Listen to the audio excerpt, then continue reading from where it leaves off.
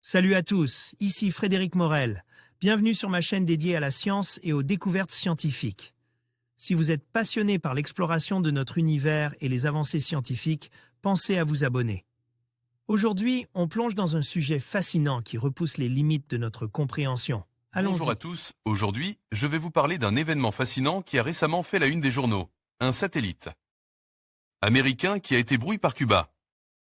Dans cette vidéo, je vais vous expliquer comment cela s'est produit, quelles en sont les implications pour les relations entre les États-Unis et Cuba, et ce que cela signifie pour la sécurité des données et des communications. Restez avec moi pour découvrir les details de cette situation intrigante et les enjeux qui en découlent. Le gouvernement américain et les opérateurs de satellites de télécommunications sont formels. Le satellite de l'Oral Skynet, Telstar 12, couvrant le Moyen-Orient, semble être brouillé depuis Cuba. Les experts américains de TLC-INC ont même réussi à déterminer que le brouillage provenait d'une zone située à 35 km de la Havane. Un satellite américain brouillé par Cuba, il faut rappeler que la base principale d'écoute électronique cubaine, construite par les Russes dans le début des années 90, se trouve justement à 35 km de la Havane. Le brouillage commence juste après les débuts de la chaîne Voice of America et VOA, en langue farcie le 5 juillet dernier. VOA regroupe des programmes d'information, de divertissement mais aussi des appels à la protestation contre le gouvernement iranien.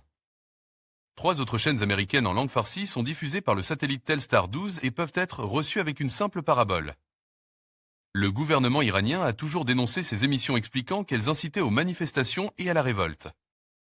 Pour brouiller un satellite, il suffit de se trouver dans la zone où le transpondeur capte la liaison montante. Il suffit ensuite de trouver la fréquence du transpondeur à brouiller, puis de diriger un signal puissant vers le satellite. L'antenne nécessaire peut même être plus petite qu'une antenne standard de 6 mètres de diamètre. Le fait que ce soit la liaison montante du satellite Telstar 12 qui soit brouillée, interférait avec le bon fonctionnement de nombreuses chaînes de télévision comme la BBC, British Broadcast Television. Téhéran avait déjà réussi à brouiller localement les émissions satellites grâce à des émetteurs à haute puissance situés dans les tours de la ville. En conclusion, l'incident du satellite américain brouillé par Cuba soulevait des questions cruciales sur la sécurité des communications et les tensions géopolitiques dans la région. Cet événement met en lumière l'importance de la vigilance technologique et de la coopération internationale pour prévenir de telles interférences à l'avenir. Alors que les nations continuent de naviguer dans un paysage complexe, il est essentiel de rester informe et conscient des enjeux qui façonnent notre monde moderne.